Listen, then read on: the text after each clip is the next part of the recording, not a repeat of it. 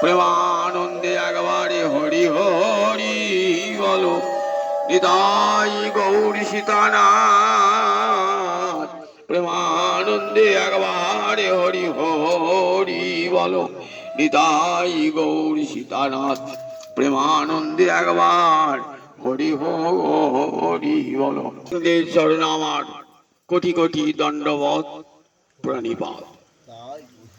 কবিরাজ গোস্বামী পাদ চৈতন্য চৈতামৃত বললেন, দুই ভাই হৃদয়ে খালি অন্ধকার, দুই ভাগবত সঙ্গে করাইল সাক্ষাৎকার। দুই ভাই কে কে? গৌরহরি আর নিতাই চাঁদ। এই দুই ভাই হৃদয়ের খালি, খালি মানে স্খলন করা, হৃদয়ের সমস্ত অন্ধকার দূর করে দিয়ে দুটি ভাগবতের সঙ্গে আমাদের পরিচয় করে দিলেন। দুটি ভাগবত, এক ভাগবত ভক্তি রস শাস্ত্র, আর এক ভাগবত ভক্তি রস পাত্র। একটি ভাগবত হলো ভক্তি রস শাস্ত্র, অর্থাৎ যে শাস্ত্রেতে ভক্তি রসের প্রাধান্য রয়েছে তাকে বলে ভাগবত। অর্থাৎ মহাপুরাণ, যা সুখদেব বলেছিলেন মহারাজ পরীক্ষিতকে, ব্যাসের রচনা, সেই ভাগবতের সঙ্গে পরিচয় করে দিলেন। আর বলেন আর এক ভাগবত ভক্তি রস পাত্র। ভক্তি রস যে পাত্রেতে থাকে তাকেও বলে ভাগবত, অর্থাৎ ভক্তকেও বলে ভাগবত।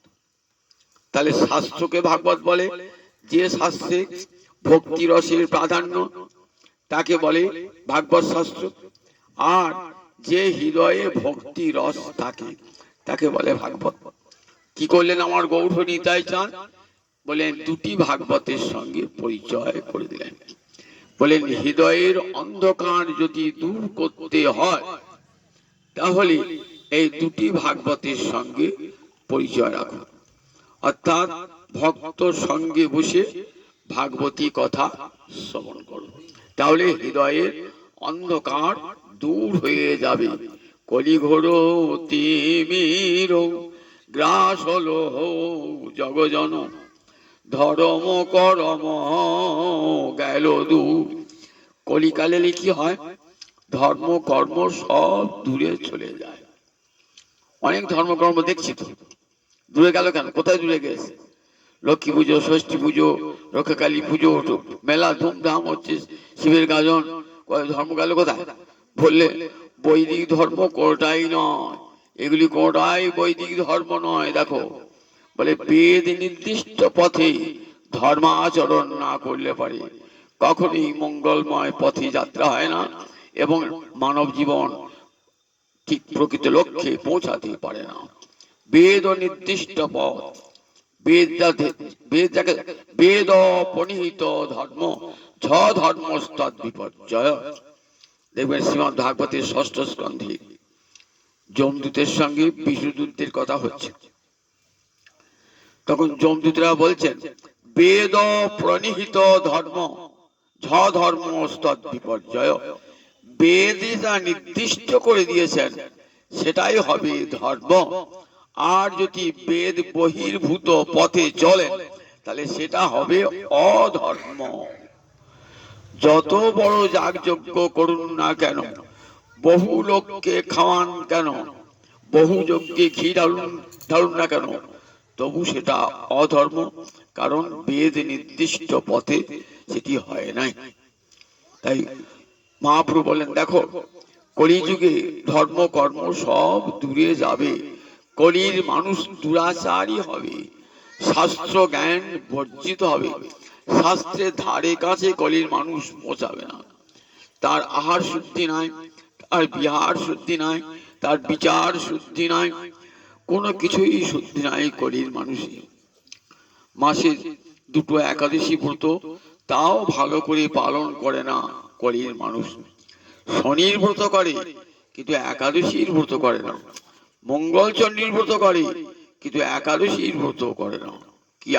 কি দুর্ভাগ্য! দেখুন কোথাও দেখাতে পারবেন ঋক সাম যজু অথর্ব বা 18টা পুরাণ কোথাও শনির ব্রত করতে বলা হয়েছে, মঙ্গলচণ্ডী ব্রত করতে বলা হয়েছে, একটা তো দেখাতে পারবেন না।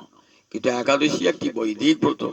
রামায়ণে, মহাভারতে, পুরাণে সর্বত্র বলেছেন এই একাদশী ব্রতের দ্বারা ভগবান শ্রীহরি প্রীত হন। অথচ দেখুন এই একাদশী ব্রত এই কাটার মতো শহরে একাদশী ব্রত করে হাতে গোনালো, অন্য জায়গা তো নাই। কাটার মতো যেখানে আমার গৌরহরি সন্ন্যাস গ্রহণ করেছেন, গৌরহরি সন্ন্যাস ভূমি, সেখানে ধর্ম কর্ম থেকে কেমন ভাবে দূরে গিয়েছে দেখুন। কোন ধর্মটা এখানে বিশুদ্ধ হবে আচরণ হয় না। তাই বলেন কলি ঘোর তিমির গ্রাস হলো জগজন, ধর্ম কর্ম গেল দু, অসাধনে চিন্তামণি, বিধি মিলাও হলো হানি, আমার গোড়া বড় দয়ারও ঠাকুর। গৌরহরি এসে জগৎকে শোনালেন, দেখো বেদ নির্দিষ্ট পথে না চললে সেটি ধর্ম হবে না। তাই দুটি ভাগবত, ভাগবত হলেন সমস্ত বেদের সার, বেদ কল্পবৃক্ষের ফল হলেন শ্রীমৎ ভাগবত। প্রথমেই বলা আছে নিগম কল্পতরোর গলিত ফলন। গীতা এবং ভাগবত এই দুটো বেদের নির্যাস। দেখবেন গীতায় কি বলা আছে মহিমাতে, সর্বপরিষদ গাব দগ্ধা গোপাল নন্দন। উপনিষদ হলো বেদের মস্তক স্বরূপ, বেদের মস্তক স্বরূপ হলো উপনিষদ। সেই উপনিষদের সার, গাভীর সার যেমন দুগ্ধ, তেমনি বেদের সার হলো গীতা। আবার নিগম কল্পতরুর গলিতং ফলন, শ্রীমৎ ভাগবত বেদ কল্পবৃক্ষের গলিত ফল। তাহলে গীতা ভাগবতের পথে যদি চলেন তাহলে বেদ নির্দিষ্ট পথে চলা হলো। কিন্তু কলিকালের মানুষ দেখুন বেদ বেদ তো পড়া দুরূহ ব্যাপার, গীতা ভাগবতের কথাই ভালো করে শোনে না, পড়ে না। তাই বলেন দেখো কলিভূরতি গ্রাস হল জগজন, ধর্ম কলিকালে ধর্ম কর্ম দূরে চলে গেছে। মহাপ্রভু আপনি তাই চান দুটি সহজ পন্থা দিলেন, যে কলির মানুষ তারা কি করবে বলে ভক্ত সঙ্গে বসে বসে কান পেতে ভাগবতের কথা শোনো, গোবিন্দের লীলা কথা কান পেতে বসে বসে শোনো। এটাই বড় ধর্ম হয়ে যাবে। কান পেতে শুধু শোনা, কানটা পেতে দাও, ভাগবতের আসরে যাও, ভক্তের সান্নিধ্য লাভ করো, ভক্তের অঙ্গের বাতাস লাগলো, তুমি নিজে ভাগবত হয়ে যাবে। গঙ্গায় গিয়ে স্নান করতে হবে, তবে আপনি পবিত্র হবেন। আর যে দেশে গঙ্গা নাই সেখানে মানুষ পবিত্র হবে কেমন করে? তাহলে গঙ্গার পরশৈলী পশ্চাতে পাবন, দর্শনে পবিত্র করো এই তোমার গুণ। সাধুকে দর্শন করলে পবিত্র হয়ে যায়, গঙ্গা স্নানের সমান হয়ে যায়। সব জায়গায় তো গঙ্গা নাই, কাটানেও গঙ্গা পাচ্ছে, আসানসোলে গঙ্গা আছে, সাধুর দর্শন ধরলে গঙ্গা চেপবি।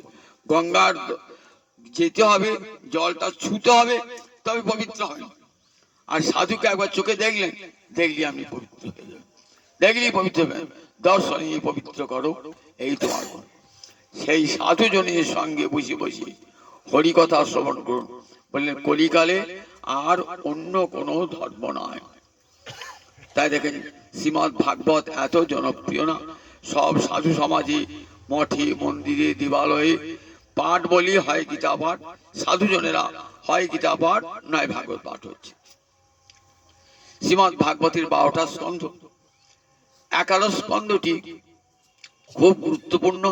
কেমন করে ভজন সাধন করতে হবে তার পথ বলা আছে এই 11 স্কন্ধে। এই 11 স্কন্ধে আমরা কি ভগবত উদ্ধব সংবাদ, উদ্ধবের সঙ্গে ভগবানের কথোপকথন হচ্ছে। উদ্ধবকে উদ্ধব ভগবানের সম্পর্কে ভগবানের খুল্লতাত ভ্রাতা, অর্থাৎ খুড়তো ভাই। আবার পরম তার বড় পরিচয় তিনি কৃষ্ণনিষ্ঠ একান্তি ভক্ত, কৃষ্ণ ছাড়া জীবনে আর কিছুই জানেন না। বৃষিনাং প্রবর মন্ত্রী কৃষ্ণস্ব দ্বৈত সখা, বৃষ্টিবংশ অর্থাৎ যদুবংশের সর্বশ্রেষ্ঠ মন্ত্রী। রাজা উগ্রসেন তো রাজা হয়েছিলেন যদুবংশের, উগ্রসেন রাজা, যদুবংশের কেউ রাজা হননি। উগ্রসেন কংসের পিতা, উগ্রসেন রাজা। সেই রাজা আর মন্ত্রী ছিলেন কি অনেক মন্ত্রী ছিলেন, তার মধ্যে উদ্ধব ছিলেন সর্বশ্রেষ্ঠ মন্ত্রী। বললেন বিষ্ণাং প্রবর মন্ত্রী কৃষ্ণস্য, কিন্তু তার বড় পরিচয় কৃষ্ণের প্রাণ শ্রেষ্ঠ সখা, শিষ্য বৃহস্পতি, সাক্ষাৎ বৃহস্পতির শিষ্য। উদ্ধব বুদ্ধি সত্যম, বুদ্ধিতে উদ্ধবের সমান কেউ নাই। সেই উদ্ধব গোবিন্দকে বলছেন, প্রভু তুমি তো চলে যাবে, আমাকে সঙ্গে নিয়ে চলো প্রভু, তোমার বিরহে আমি থাকতে পারবো না, তোমাকে ছেড়ে আমি এক মুহূর্ত থাকি নাই, এক মুহূর্ত থাকতে পারবো না তোমাকে ছেড়ে। তখন ভগবান বলে, দেখো আমার এখনো একটা কাজ বাকি আছে, সেই কাজটা তোমার দ্বারা হবে। সেই কাজ, বদ্রিকাশ্রমে ঋষিরা আমাকে দর্শন করতে চেয়েছিলেন, তারই কিন্তু দর্শন দান করা হয় না। তুমি গেলে, তোমাকে দর্শন করলে পারে আমাকে দর্শন করা হবে, তুমি সেখানে যাবে। আর দেখো আমি আমি অপ্রকট হলো, আমি ভাগবতের মধ্যেই রইলাম। যখন এই ভাগবত পড়বে তখন এই ভাগবতের মধ্যে আমি প্রবেশ করেছি। এখানে উদ্ধব কত প্রশ্ন করেছিল ভগবান, একটা প্রশ্ন করছে ভগবানকে, আচ্ছা হে গোবিন্দ, যারা সংসারে প্রবেশ করে তাদের কি কৃষ্ণ ভক্তি দূর হয়ে যায়? সাধুরা সন্ন্যাসীরা মঠে মন্দিরে থাকে, সবসময় ভগবানের অর্চনা নিয়ে, ভগবানের ধ্যান ধারণা নিয়ে, ভগবানের কথা লাভ নিয়ে থাকে। আর সংসারী মানুষ, তাদের স্ত্রী আছে, পুত্র আছে, ঘর আছে, সংসার আছে, তারা কৃষ্ণ ভক্তি রক্ষিত হয় কি? জিজ্ঞাসা সবার মনে, আমাদের সবার মনে পড়ে রাখবে যে আমরা তো সংসার করি, সংসারে স্ত্রী আছে, পুত্র আছে, তাহলে কৃষ্ণ ভক্তি কোনো বাধাপ্রাপ্ত হবে না তো? ভগবান বলছে, দেখো ভক্ত, দেখো উদ্ধব, যদি কৃষ্ণ ভক্তি বীজ কারো অন্তরে একবার প্রবেশ করে থাকে না, যতই সে সংসারে থাকুক না কেন, সংসার তাকে বেঁধে রাখতে পারবে না। বাদ্যমানপি মদভক্ত বিষয়ে অজিতেন্দ্রিয় প্রায় প্রগলভয়া ভক্তা বিষয়ী নাবি হুয়তে। বাদ্যমান বলেন, আমার ভক্ত অনেক সময় বাধ্য হয় সংসার করতে, বাধ্য হয় সংসার করতে। মহারাজ যুধিষ্ঠির, রাজর্ষি ভরত, মহারাজ অম্বরীশ, এরা সবাই তো সংসার করেছেন, প্রহ্লাদ, সবাই তো সংসার করেছেন। বলে সংসারের সঙ্গে কৃষ্ণ ভক্তির কোনো বিরোধ নাই, সংসারে থেকেও কৃষ্ণ ভজন করা যায়। বাধ্যমান অনেক সময় আমার ভক্ত বাধ্য হয় সংসার করতে। যেমন প্রহ্লাদ, তার তো সংসার করবার কোনো বাসনা ছিল না, সমস্ত মন প্রাণ প্রহ্লাদ গোবিন্দে অর্পণ করেছেন। 5 বছর বয়স হয়েছে, কেমন গুরুদেব পেয়েছেন দেখুন। দেবর্ষি নারদ যখন মায়ের পেটে রয়েছেন না, তখনই গুরুর বাণী শুনেছেন, তখনই গুরুর প্রবচন কানে গিয়েছে। জন্মে থেকে প্রহ্লাদ আর কিছুই জানতেন না, কৃষ্ণ নাম ছাড়া কেউ জানতেন না। কিন্তু সেই প্রহ্লাদকে ভগবান বললেন, তুমি সংসার করো এবং রাজত্ব করো। বললেন, না আমাকে বিষয়ের মধ্যে আর দিবেন না প্রভু।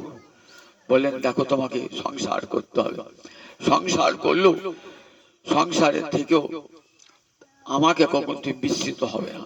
বললেন, প্রভু এই কথা দিচ্ছ তো, আমি সংসারে থাকবো ঠিকই, তোমার প্রতিনিধি হয়ে আমি রাজ্য শাসন করব, কিন্তু একটা আমায় বর দাও, যেন কখনো আমার মনটা তোমার চরণ কমলের স্মৃতি থেকে সরে না যায়, এক মুহূর্ত সরে না যায়। তাই প্রহ্লাদ তো দেখুন সংসার করেছেন, সংসার করে কৃষ্ণ ভক্ত রাজা হলে কি হয়? জগতের মঙ্গল সাধিত হয়। প্রহ্লাদ রাজা হয়েছিলেন, পরি জগতের মঙ্গল সাধিত হয়েছিল। তাই প্রহ্লাদের সঙ্গে কৃষ্ণ ভক্তির বিরোধ হয়েছিল, এতটুকু বিরোধ হয় না।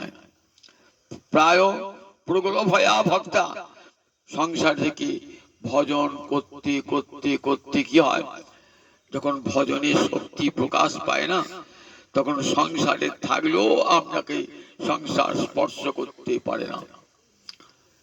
পাকাল মাছ পাকে থাকে, কিন্তু পাক তার গায়ে লেগে থাকে না। ঠিক তেমনি সংসারী মানুষ সংসারে রয়েছে বটে, কিন্তু মন যার গোবিন্দ চরণারবিন্দে, সংসার তাকে ছুতে পারে না, বিষয়ে তাকে অভিভূত করতে পারে না। রাজর্ষি ভরত, দেখুন রাজর্ষি ভরত কত বড় রাজা ছিলেন, যার নাম থেকে আমাদের দেশের নাম হয়ে গেল ভারতবর্ষ।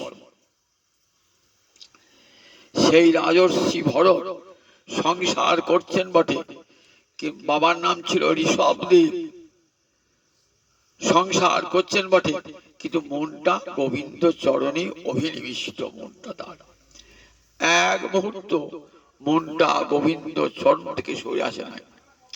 রাজত্ব করছেন, প্রজাগণকে সুশাসন দান করছেন, প্রজাদের অভাব অভিযোগ মেটাচ্ছেন, সব করছেন, কিন্তু মন গোবিন্দ কেমন করে তুষ্ট হবে। ভাবতেন আমি গোবিন্দের প্রতিনিধি, আমার রাজ্যে যেন কোনো প্রজা দুঃখ কষ্ট না পায় এবং সমস্ত প্রজা যেন কৃষ্ণমুখী হয়। রাজর্ষি ভরত পরম অনুরাগ ভরে রাজর্ষি ভরত কৃষ্ণ সেবা করতেন আর সেই সঙ্গে রাজত্ব করতেন। রাজর্ষি ভরত কেমন হল দেখুন, একদিন আর ভজন করতে করতে যৌবন বয়সে আর ভজন আর সংসারে থাকতে পারলেন না। তীব্র কৃষ্ণ অনুরাগ তাকে সংসার থেকে সরিয়ে নিয়ে গেল। শুধু স্তজ দ্বার সুতান সুহিতাজ্জং হৃদিস্পৃশ জহ যুবৈব মলবৎ উত্তম শ্লোক লালস। যুবা এবং যুবৈব অর্থাৎ যৌবন বয়সে সংসার ত্যাগ।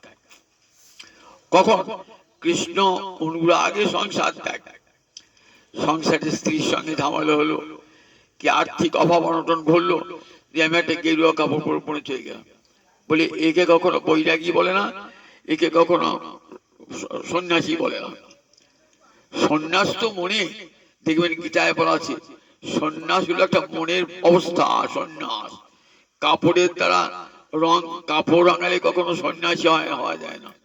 গীতায় অষ্টাদশ অধ্যায় বলা আছে, দেখবেন কাকে সন্ন্যাস বলে কাকে ত্যাগ বলে। কাপড় রাঙালি সন্ন্যাসী হওয়া যায় না, আর আশ্রমে থাকলে সন্ন্যাসী হওয়া যায় না। সন্ন্যাস মনের একটা অবস্থা, যখন সব মনে মনে ত্যাগ এসে যায়, যখন মনে হয় কোনোটাই আমার নয়, আমি যাকে আপন বলে আপনার বলে জড়িয়ে ধরছি সেটা আমার নয়, এই বোধটা যখন আসে তখন আপনা আপনি মনে মনে ত্যাগ হয়ে যায়, আপনা আপনি ত্যাগ হয়ে যায়। আমি একটা কাপড় গেরুয়া কাপড় পরে আশ্রমে বসে রইলাম, বলেন দেখো এতে একে সন্ন্যাস বলে না। একটা সন্ন্যাসীর গল্প শোনায়। একটা সন্ন্যাসী সে সংসার ছেড়ে একটা সাধু বাবা সন্ন্যাসী হয়েছে। সন্ন্যাসী নাম গান খুব করে, একটা গ্রামে গিয়েছে। এখন গ্রামে গিয়েছে, গ্রামের লোকেরা খুব ভক্ত। সাধু বাবার নাম গান করে কিছুই নাই, সাধু বাবার শুধু কৌপিন মাত্র আর বহির্বাস সম্বল আর কিছুই নাই। একটা কুড়ে ঘরটার বানিয়ে টানিয়ে দিয়েছে, লোকেরা ভিক্ষা শিক্ষা করেছে, সেখানে কি করে দুটি গোবিন্দকে ভোগ লাগিয়ে খান। এমনি করতে করতে বহু শিষ্য সংগ্রহ হয়েছে। তখন সাধু বাবা বলছে, দেখো বাবা আমার ঘরে খুব ইঁদুরের উৎপাত, কেন আমার কৌপিনটা কেটে দেয় প্রতিদিন, কি করা যায় প্রতিকার? তখন শিষ্য বলে, বাবা একটা কাজ করুন, একটা বিড়াল এনে দিই, তাহলে বিড়াল ঘরে ঢুকলে আর ইঁদুর আসবে না। বলে তাই বাবা আনো। একটা বিড়াল আনা হলো। বিড়াল আবার ইঁদুর তো ভয়ে লুকিয়েছে, কিন্তু বিড়ালটা তো ক্ষুধার জ্বালায় মিউ মিউ করে, তাকে তো খেতে দিতে হবে। বলছে বাবা সারা রাত বিড়ালটা ঘুম দেয় না, সারা রাত বিড়ালটা মিউ মিউ করে, তাহলে কি করবে? ও দুধ খেতে চায় বিড়ালটা, একটা গাভী পুষুন। বেশ একটা গাভী শিশু একটা গাভী এনে দিল। গাভী তো আনা হলো, তখন বলছে গাভীটাকে এবার চড়াবে কে? তখন বলে বাবা একটা রাখাল নিয়ে আসুন। একটা রাখাল আনা হলো। আচ্ছা বাবা রাখাল তো রাখা হলো, এবার রাখাল তার ভাত জল করবে কে? তাহলে তো তার পরিগ্রহ করতে হবে। তাহলে বাবা একটা বিবাহ করুন, বাবা একটা বিয়ে হয়ে আপনার সংসার হয়ে গেল। সে তো কৃষ্ণ অনুরাগে সংসার ত্যাগ করে নাই। কৃষ্ণ অনুরাগে যদি সংসার ত্যাগ করতো তাহলে হতো না। কিন্তু রাজর্ষি ভরত কৃষ্ণ অনুরাগে সংসার ত্যাগ করলেন। সুদুস্তজ দার সুতান সুহিত রাজ্যং হৃদস্পৃশ জহ যুবৈব মলবৎ উত্তম। শ্লোকটা আলোচনা বলেন যুবক বৃদ্ধ বয়সে অনেকে ত্যাগ হয়ে যায়। বৃদ্ধ বয়সে সংসারে দেখেন আর আকর্ষণ থাকে না। তখন তো শ্মশান দিকে এগিয়েছি, পারে গঙ্গার থেকে দাঁড়িয়ে আছি, কখন নৌকা আসবে চলে যাবো। বৃদ্ধ বয়সে সবারই মনে দেখবে আসক্তি ধীরে ধীরে কেটে যায়। কিন্তু যৌবন বয়সে তখন সংসারের প্রতি কত আকর্ষণ, স্ত্রীর প্রতি পুত্রের প্রতি কত আকর্ষণ থাকে।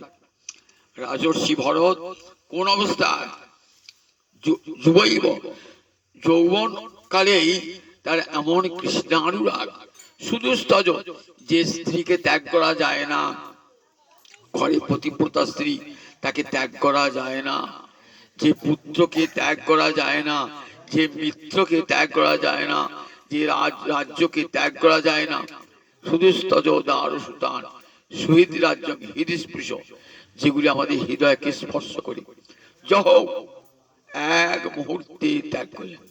এক মুহূর্তে মলবৎ ত্যাগ করলেন। কেমন ত্যাগ করলেন? ত্যাগ করে আবার অনেকে আক্ষেপ হয়, ত্যাগ করলাম তো আবার ফিরে যাবো সংসার, ফিরে যাবো। অনেকে ত্যাগ করে সন্ন্যাসী পোশাক পরলো, দেখবে কাটোয়াতে অনেকে সন্ন্যাসী পোশাক পরে ঘুরেছে, আবার পরে সংসার করেছে। অনেকেই আছে সংসার হয়ে সংসার সন্ন্যাসী বেশ বেশ ভেগ নিল, ভেগ নিয়ে আবার সংসার করলো। তা বলেন দেখো কেমন বললেন, শুধু দার সুতান সুইতা জহ যুবৈব মলবৎ ত্যাগ করলেন। এতটুকু আক্ষেপ নাই, মলত্যাগ করে কারো আক্ষেপ হয় না, কারো আক্ষেপ হয় না, সেদিকে ফিরে তাকাতে ইচ্ছা করে না ঘৃণাতে। ঠিক তেমনি সংসারকে মলবৎ ত্যাগ করলেন আর তার দিকে ফিরেও চাইলেন না, ঘৃণায় ফিরে চাইলেন না। মহারাজ পরীক্ষিত কান পেতে শুনছেন, ভাবছেন আমার তো অনেক আগেই বৈরাগ্য গ্রহণ করা উচিত ছিল। কেন ছিল? আমি কোন বংশে জন্মেছি? মহারাজ যুধিষ্ঠিরের বংশে। যে মহারাজ যুধিষ্ঠির এত দুঃখ কষ্টের মধ্যে কখনো কৃষ্ণ বলেন নাই। গোবিন্দ রাজা করেছেন, রাজা হয়েছেন, আবার পাশা খেলায় হেরে বনে গিয়েছেন, কোনো দুঃখ নাই, তার জন্য কোনো ক্ষোভ নাই। একদিন পালঙ্কে শুয়েছেন, আবার একদিন ঘাসের উপর শুয়ে আছেন। একদিন বৈতালিকেরা গান গান শুনিয়ে তার ঘুম ভাঙিয়েছে, শিয়ালের ডাকে ঘুম ভাঙছে বনে গিয়ে। কত রাজভোগ খেয়েছেন, আর সেখানে কি খাচ্ছেন? বনে দুটো ফলমূল খাচ্ছেন, তার জন্য এতটুকু আক্ষেপ নাই অন্তরে। মহারাজ যুধিষ্ঠির, যুধিষ্ঠিরকে কি বলা হয়? হরিদাস বলা হয়। শাস্ত্রে তিনজন হরিদাস, মনে রাখবেন, তিনজন হরিদাস। তার মধ্যে একজন হলেন এই যুধিষ্ঠির, আর একজন উদ্ধব, আর একজন কে বলুন দেখি? গিরিরাজ গোবর্ধন। মানুষ নয়, গিরিরাজ গোবর্ধন। গোবিন্দ চরণ আজও বক্ষে ধরে রেখে দিয়েছে। গোবিন্দের বংশীধ্বনি শুনে অমন পাথর গলে যেত, আর গোবিন্দের চরণ চিহ্ন ওই গোবর্ধনের উপর থাকতো। গোবর্ধনের উপর কত ভাবে সেবা করেছে, গোবিন্দ সেবা করেছে, ঝর্ণার জল দিয়ে, গাছের ফল দিয়ে কত ভাবে সেবা করেছে। তাই গোবর্ধন হলেন হরিদাস। তিনজন হরিদাসের মধ্যে একজন মহারাজ যুধিষ্ঠির। ঠিক এমন দেখুন হরিদাস, গোবিন্দ চরণে সমর্পিত প্রাণ। রাজত্ব করছেন বটে, কতক্ষণে রাজত্বটা ছাড়বেন এই মনে মনে চিন্তা। আমি তো রাজ্য চাই নাই, তুমি কেন আমাকে রাজা করলে? গোবিন্দকে বলছেন আমি তো চাই নাই, রাজা হতে চাই নাই। দুর্যোধন রাজা হতে চায়, দুর্যোধনকে রাজা করো, আমি রাজা হতে চাই না। গোবিন্দ জানতেন দুর্যোধনের মতন শাসক থাকলে পরে রাজ্যের অমঙ্গল অকল্যাণ হবে, আর মহারাজ যুধিষ্ঠিরের মতন রাজা হলে রাজ্যের মঙ্গল হবে, কল্যাণ হবে। জগৎকে দেখাবেন দেখো যুধিষ্ঠির কত মহান। আবার যখন চলে যাচ্ছেন মহাপ্রস্থানের পথে, মহাভারত পড়ে দেখবেন মহাপ্রস্থানের পথে একবার পিছন ফিরে তাকালেন না, পিছন ফিরে তাকালেন না। আত্মীয় স্বজনের হাহাকার, কোনো দিকেই ভ্রুক্ষেপ নাই, আপন মনে চলে যাচ্ছেন। সঙ্গে যাচ্ছে একটা কুকুর, সঙ্গে যাচ্ছে কুকুরটি ধর্মের প্রতীক। শত বিপদ আসুক, শত ঝড় ঝঞ্ঝা আসুক, কখনো ধর্মকে ত্যাগ করবেন না। জগৎকে দেখাচ্ছেন সব চলে যাবে কিন্তু ধর্ম থেকে যাবে, ধর্ম থেকে যাবে। দেবরাজ ইন্দ্র বলছে তুমি কুকুরটাকে রেখে দিয়ে তবে স্বর্গে ঢোকো। বললেন না, আমার স্বর্গের দরকার নাই, আমি কুকুরটাকে ত্যাগ করতে পারবো না। কেন ত্যাগ করতে পারবো না? আমি ধর্ম ছেড়ে স্বর্গে থাকতে পারবো না। দেখুন জগৎকে দেখাচ্ছেন যে ধর্মই একমাত্র ধর্ম থাকবে, তোমার আর সব চলে যাবে। তোমার বাড়ি ঘর সম্পদ কোনোটাই তোমার থাকবে না। শ্মশানে সব যখন যাবে সব পড়ে থাকবে, কিন্তু যেটা করে গেলে সেটা তোমার থেকে যাবে। যে ধর্ম আচরণ করলে, যে কৃষ্ণ ভজন করে গেলে সেটা কখনো বিনষ্ট হয় না। যে মহারাজ যুধিষ্ঠির, আমি যে সেই বংশের সন্তান, আমি তো এলাম বৃদ্ধ বয়সে হরিকথা শুনতে। মহারাজ পরীক্ষিত যখন হরিদ্বারে ব্রহ্মকুণ্ডে তীরে এসেছেন না, তখন অনেকখানি বয়স হয়েছে, কিন্তু অভিশাপ পেয়েছেন। মনের অনুরাগে তো আসেন নাই, এসেছেন অভিশাপ পেয়েছেন বলে 7 দিনের মধ্যে তক্ষক দংশনে তার মৃত্যু হবে। সুখদেব যেন বলছেন, দেখো গো, তুমি নয় অভিশাপ পেয়েছো বলে শুনতে এসেছো হরিকথা, কিন্তু তোমার বংশের পূর্বপুরুষ রাজর্ষি ভরত তো অভিশাপ পান নাই, কৃষ্ণকে ভালোবেসে এসেছিলেন সংসার ত্যাগ করে। সেই যে সংসার ত্যাগ করলেন, দেখুন আবার দেখালেন সেই রাজর্ষি ভরত কোথায়? পুলহ আশ্রমে, গণ্ডকী নদীর তীরে পুলহ আশ্রমে বসে বসে কৃষ্ণ ভজন করতেন। সেখানে আমার মায়া পরীক্ষা করছে যে এখনো অন্তরে সংসারের প্রতি আকর্ষণ আছে কিনা, স্নেহ ভালোবাসা মায়া মমতা আছে কিনা। মহামায়ার কঠোর পরীক্ষা তো। বসে আছেন, বসে ভগবানের নাম করছেন, তো দেখছেন একটা হরিণী, পূর্ণ গর্ভা হরিণী জল খেতে এসেছে, পিছন থেকে একটা সিংহ গর্জন করেছে।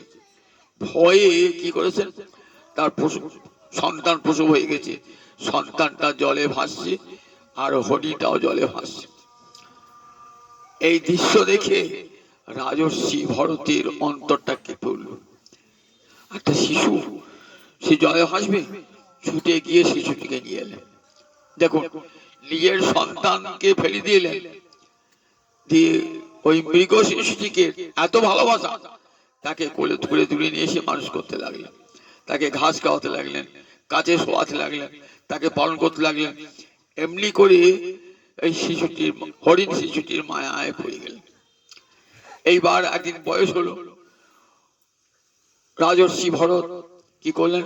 রাজর্ষি ভরত মৃত্যুবরণ করলেন। মৃত্যুবরণ করে হরিণ হয়ে জন্মালেন। হরিণ চিন্তা করতে করতে হরিণ হয়ে দেখালেন জগৎকে, মরণে জামতি শৈব গতির ভবে। মৃত্যুকালে আপনার মনটা যেদিকে থাকবে, আমরা পরজন্মে গতিটা সেখানে হবে। হরিণ চিন্তা করতে করতে প্রাণ পরিত্যাগ করেছেন, পরজন্মে হরিণ হয়ে গেছে।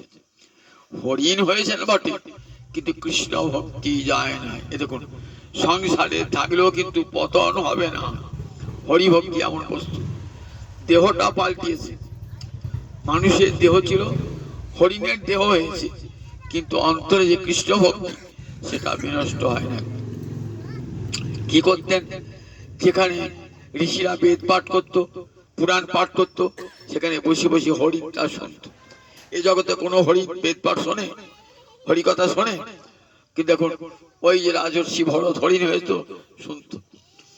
আবার কি করতেন? অন্য কোনো ঘাস খেতেন না, ঋষিরা খাওয়ার গোবিন্দের ভোগ লাগিয়ে যে প্রসাদ পেতেন, পাতাগুলি ফেলে দিতেন, সেগুলি চেটে চেটে খেতেন, প্রসাদ খেতেন। বৈষ্ণবের উচ্ছিষ্ট তাহে মরমনিষ্ঠ, বৈষ্ণবের উচ্ছিষ্ট গ্রহণ করতেন। এমনি করতে করতে মনে পড়ে কথা, পূর্বজন্মের স্মৃতির কথা বলেন নাই, আমি আগের জন্মে রাজা ছিলাম, হরিণ চিন্তা করে আজ হরিণ হয়েছি, আর নয়, শিক্ষা হয়ে গেছে। এইবার যখন প্রাণ বিসর্জন হবে তখন চিন্তা করতে, কৃষ্ণ চিন্তা করতে করতে করতে করতে প্রাণ পরিত্যাগ করলেন। এইবার জড় ভরত হয়ে জন্মালেন।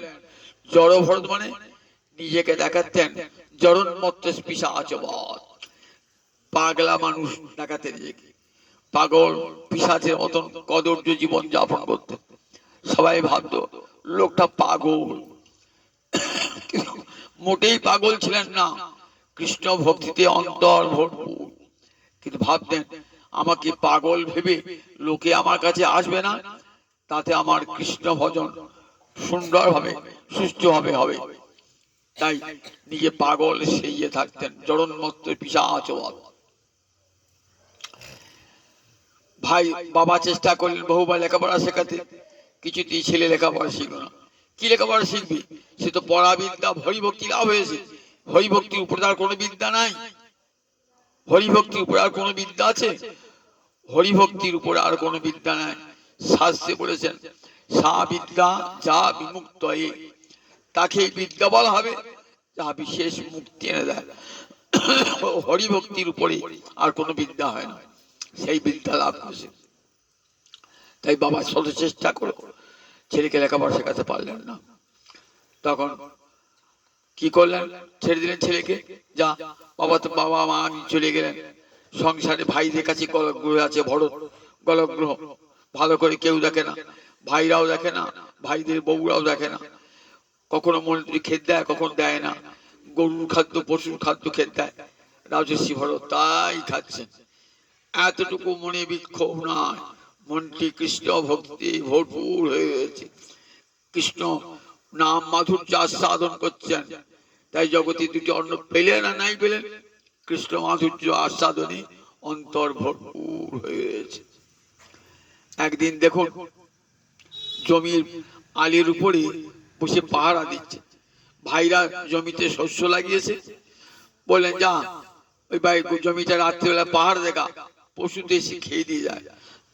বড় তাই চলে, কোনো মান অভিমান কিচ্ছু নাই, কৃষ্ণ ভক্তির কোনো মান মোহ থাকে, মান অভিমান থাকে না। দেখবেন গীতায় বলা আছে নির্মাণ মোহা চিত সঙ্গ দোষা। মান অভিমান যতক্ষণ থাকবে ততক্ষণ সে ভক্তি পথের যাত্রী হতে পারবে না। সব ত্যাগ করেছে, সব ত্যাগ করি রয়েছেন। এক রাজর্ষি, এক ভরত, এক রাজা যাচ্ছেন তার গুরুদেবের কাছে। কোথাকার রাজা, সুরাটের রাজা, এখন যাকে সুরাট বলে, তখন বলে সৌরাষ্ট্র। সৌরাষ্ট্র এসে রাজা পালকি করে যাচ্ছে। পালকি যেতে যেতে একটা বেহারা, পালকি তো কানে করে বই নিয়ে যায়, একটা বাহক অসুস্থ হয়ে পড়েছে। রাজা বলছে এই যা, তাহলে আমাকে নিয়ে যাবে কি? সর্দারকে বলছে একটা বাহক দেখ, যেখানে কোথাও বাহক আছে। খুঁজতে খুঁজতে ধরে নিয়েছেন এই ভরতকে। ভরত কাঁধে করে পালকি বইছে, কাঁধে করে। কিন্তু ভরতের মতন পালকি বাহক আর অন্য পালকি বাহক এক হবে না। ভরত তো কৃষ্ণ ভক্ত, কেমন যাচ্ছেন, আমার পায়ে চাপে যেন একটা পিঁপড়ো না মরে, তাই পাটি কম তুলে তুলে যাচ্ছে। আবার যে যে দেখছেন তুলসী গাছ, ওরা তো তুলসী গাছ মারিয়ে চলে যাবে, রাজেশ্বর তুলসী গাছ মারবেন, পাটা তুলে যাচ্ছে, ফলে পালকিটা সমান ভাবে যাচ্ছে না। তখন বলছে হ্যারি, পালকিটা আমাকে দুলছে কেন, মাঝে মাঝে থেমে যাচ্ছে কেন? তখন অন্যান্য বাহকেরা বলছেন আমাদের জন্য নয়, এই যে নতুন লোকটা এসেছে না সেই জন্য। রাজা তখন পালকির দরজাটা খুলে বলছে আচ্ছা তোমার চেহারাটা খুব মোটা না, চলতে পারছো না, তুমি খুব ক্লান্ত হয়েছো, চলতে পারছো না, শুনে দেখো আমি রাজা, আমি তোমাকে শাস্তি দান করতে পারি। ভরত সব শুনলেন, শুনে বলছেন শুনুন, আমি মোটাও নয়, আমি রোগাও নয়, আমি ক্লান্ত হই নাই, আমি আমি ক্লান্ত নই। বললেন তুমি রোগাও না মোটাও না? তা বললে আমি তো জীবাত্মা, জীবাত্মা রোগাও হয় না, জীবাত্মা মোটাও হয় না, জীবাত্মা ক্লান্তও হয় না। আর আপনি যে বললেন আমি রাজা, শাস্তি করতে পারি না, ওটা কিন্তু পরের জন্মাতে উল্টে যেতে পারে। আমি পালকিতে বসবো, আপনি আমার পালকি বইবেন। সব শুনে নেমেলেন, বললেন আপনি কি? বললেন আমার পরিচয় পরে দেবো, আপনি কে? বলে আমি সুরাট দেশের রাজা, সৌরাষ্ট্র দেশের রাজা। কোথায় চলেছেন? গুরু বাড়ি যাচ্ছি। ও, গুরু বাড়ি যাচ্ছেন পালকি করে, অহংকারে পর্বত বুকে নিয়ে? এত অহংকার! গুরু বাড়ি যাচ্ছেন পালকি চেপে, রাজ অহংকার নিয়ে? কখনো গুরুর উপদেশ আপনি পাবেন না, গুরুর কৃপাও পাবেন না। কি করে যেতে হয় গুরু বাড়ি? অতি দীন ভাবে ভক্তের চরণ ধুলি অঙ্গে মাখতে মাখতে যেতে হয়। শিক্ষা পেয়ে গেলেন রাজা। রাজা শিক্ষা পেয়ে গেলেন, বলেন দেখো, বিনা মহৎপাদ রজভিষেক কৃষ্ণ ভক্তি লাভ কখনো, ভক্তের চরণ ধুলি ছাড়া কৃষ্ণ ভক্তি লাভ হয় না। বৈষ্ণবেরও পদধূলি তাহে মোড়ো স্নান কেলি, তর্পণ মোড়ো বৈষ্ণবেরও নাম। বৈষ্ণবের পদধূলি তাহে মোড়ো স্নান কেলি, বৈষ্ণবের পদধূলি অঙ্গে মাগলে তবে কৃষ্ণ ভক্তি লাভ হয়। বৈষ্ণবের উচ্ছিষ্ট খেলে তবে কৃষ্ণ ভক্তি লাভ হয়। বৈষ্ণবের পা ধোয়া জল খেলে তবে কৃষ্ণ ভক্তি লাভ হয়ে যায়। চরম শিক্ষা লাভ করলেন রাজা, রাজা রঘুগণ। আবার দেখুন, কৃষ্ণ ভক্তকে ভগবান সব সময় রক্ষা করেন। একদিন একদল ডাকাত, তারা কি করবে, মা কালীর পূজা করছে নির্জন বনে, ডাকাতি করতে যাওয়ার আগে নর বলি দেবে, মানুষ বলি দেবে। তার যে লোকটা নিয়েছিল সে লোকটা পালিয়ে গিয়েছে। তখন সর্দার বলছে, একটা ডাকাত সর্দার বলছে যে কোটার মানুষ ধরে নিয়ে আয়, নিখুঁত দেহ ধরে নিয়ে আয়। খুঁজতে খুঁজতে গিয়ে পেয়ে গেছেন ভরতকে। চলো, তোমাকে ডাকাতের সর্দার ডাকছে। চলে গেলেন, স্নান টান করালেন, মাথায় সিঁদুর তিলক লাগিয়ে দিয়েছে। এবার পুজো টুজো করে ভরে দিয়েছেন কোথায়, একবারে যুবকাষ্টে ভরে দিয়েছেন। এবার জয় মা বলে খাড়া উঁচু করেছেন, বলিদান করবেন। দেখুন, গোবিন্দ চরণে যে শরণাগত তাকে কে রক্ষা করে? গোবিন্দই রক্ষা করে। জগতে তিনি একমাত্র রক্ষা কর্তা, তিনি ছাড়া কেউ রক্ষা করতে পারে না। যেজন শরণাগত গোবিন্দ চরণে, আমি তোমার হলাম, তাকে ভগবান বলেছেন আমি তাকে কি করি, অভয়ং সর্বদা তস্মৈ দদাম্যে তৎব্রতং মম। এটা আমার ব্রত, ভক্তকে রক্ষা করা আমার ব্রত। তখন কি করলেন, মা পাথরের প্রতিমা দেবী দুর্গা চিন্ময়ী হয়ে গেলেন, ছুটে চলে এলেন। ছুটে চলে এসে ওই খাড়াটা হাতে নিয়ে কি করলেন, যে বলিদান দিতে যাচ্ছিল তার মুন্ডুটা কাটলেন। তার যারা সহচর ছিল তাদের সবার মুন্ডু কাটলেন। মুন্ডু কেটে মা পায়ে যেন বল খেলা করে যেমন করে, তেমনি করে মুন্ডুগুলোকে পায়ে করে ছুটতে লাগলেন। রাজর্ষি ভরতকে মুক্ত করে দিলেন, জগৎকে দেখালেন দেখো, কৃষ্ণ ভক্তকে রক্ষা স্বয়ং গোবিন্দই করে থাকেন। তাকে কৃষ্ণ ভক্ত নির্ভয় হয়, কোনো ভয় থাকে না তাদের। এমনি করে রাজর্ষি ভরত দেখালেন যে দেখো, বাধ্যমানবী মদ ভক্ত, বিষয়ী অজিতেন্দ্রীয়, প্রায় প্রবল ভয়া ভক্তা, উনি তো সংসারী ছিলেন, সংসার থেকে কৃষ্ণ ভক্তি লাভ করেছেন।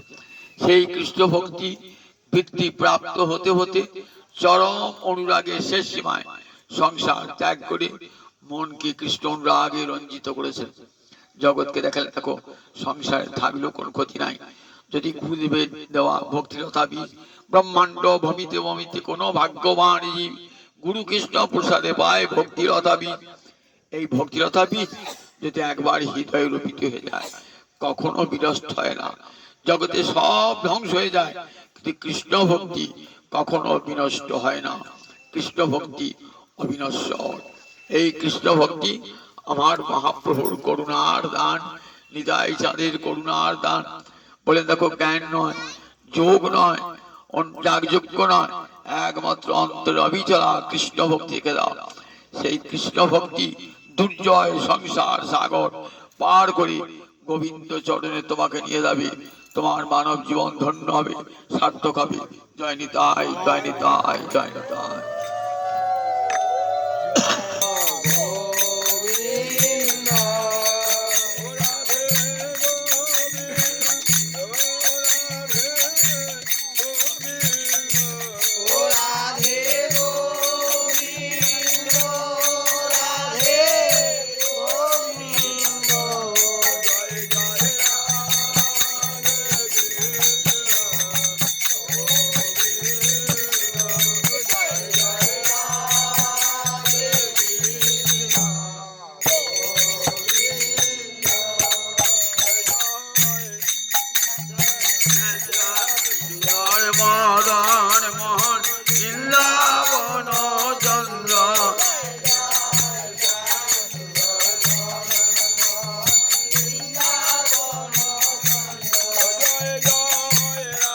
রমণ রাসবিহারী শ্রী গোকুলানন্দ।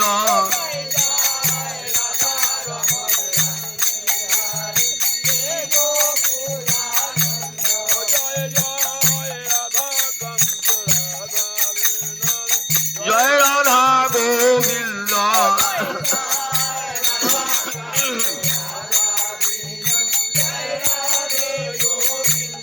জয় জয়